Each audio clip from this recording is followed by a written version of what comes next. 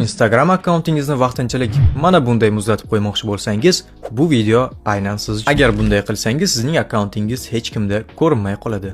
Birinchi o'rinda Instagramga kirib, mana bu profil bo'limiga o'tib olamiz.